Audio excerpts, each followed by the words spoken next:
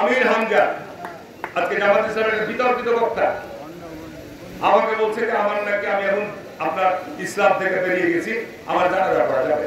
এই ধর্মকে ব্যবহার করে আজকে আপনারা মানুষের মধ্যে ফিতনা তৈরি করছেন। ফেরাউন যেমন মিল্লাতে ডুবেছিল, তার গোটা বাহিনী সব আল্লাহ ধ্বংস করে নির্মূল করে দিয়েছিল, ঠিক হাসিনা আজকে দেখেন, আজকে শেখ হাসিনা আজকে আশ্রয় নিয়েছে ভারতে। হাসপাতালের অবস্থা খারাপ, হাসপাতালের অবস্থা শুনছি এখানে জামাতিরা নাকি সব হাসপাতাল দখল করে এরা আল্লাহর আইন চালু করবে। আজকে দুঃখ লাগে, কষ্ট লাগে।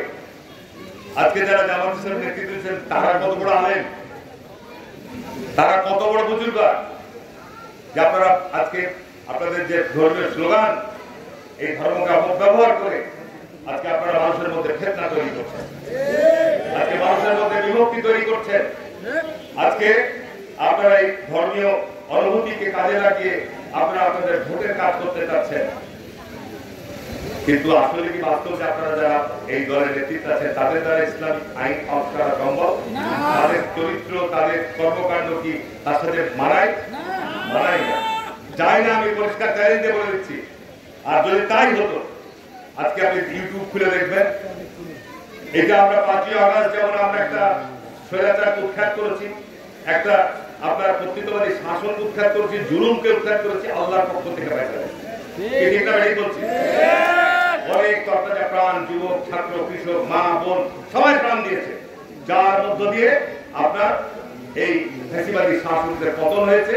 কেমন পতন দেখেন আল্লাহর পক্ষ থেকে। ফেরাউন যেমন মিল্লাতে ডুবেছিল, তার গোটা বাহিনী সব আল্লাহ ধ্বংস করে নির্মূল করে দিয়েছিল, ঠিক হাসিনা আজকে দেখেন, আজকে শেখ হাসিনা আজকে আশ্রয় নিয়েছে ভারতে।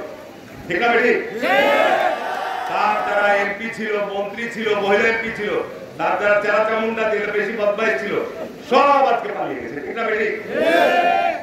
এটা আল্লাহর তরফ থেকে ফয়সালা হয়েছে। তার কারণ তারা গত 15 বছর মানুষের সাথে প্রতারণা করেছে, জুলুম করেছে, অন্যায় করেছে, আল্লাহ তার ফয়সালা দিয়েছে। তার জন্য আমাদের অনেক রক্ত দিতে হয়েছে। ঠিক না বেটি? আজকে নতুন করে আর একটা সংকট বাংলাদেশে তৈরি হয়েছে। এই 5ই আগস্টের পর আজকে আর একটা নতুন সংকট। ধর্মকে আজকে যেভাবে অপব্যবহার করা হচ্ছে, তাফসীর মাহফিল, মসজিদকে আজকে যেভাবে রাজনীতিকরণ করার চেষ্টা চলছে, এটা আরেকটি ফিতনা। এটা আরেকটি ফিতনা। আপনি কোরআনের তাফসীর মাহফিলের আয়োজন করছেন, সেখানে কি আপনি কোরআন হাদিসের আলোচনা করেন, সেখানে কেন রাজনীতির আলোচনা আসবে? রাজনীতির নেতারা যে বলে যে আপনি এই মুখকে ভোট দেন, ঠিক না? বেশি বলছি না। আজকে যে কারণে কতদিন শুনলাম শিবগঞ্জে ওখানে আমাদের সাহেব দিয়েছিল কার্তিকে বক্তৃতা দিতে, যেমন রাজনীতির বক্তৃতা শুরু করে দিতে আমির হামজা আজকে জামাত ইসলামের বিতর্কিত বক্তা আমাকে বলছে যে আমার নাকি আমি এখন আপনার ইসলাম থেকে বেরিয়ে গেছি, আমার জানাজা করা যাবে। আমি হজ করেছি, 5 ওয়াক্ত নামাজ পড়ি, আমি কালেমায় বিশ্বাস করি, আর উনি ফতোয়া দিয়ে দিলেন, উনি নামে দিয়েছেন আর মুক্তি। উনি আবার কয়েকদিন আগে বলছে আল্লাহর নবীকে বলছে সাংবাদিক। এই নারায়ণগঞ্জে একটা জায়গায় তাফসীর করতেছে, সব জোড়া হয়েছে। এরকমই হবে। আল্লাহ পাক বলছে আমি তোমাদের প্রকাশ্য এবং অপ্রকাশ্য সব খবর সম্পর্কে জানি।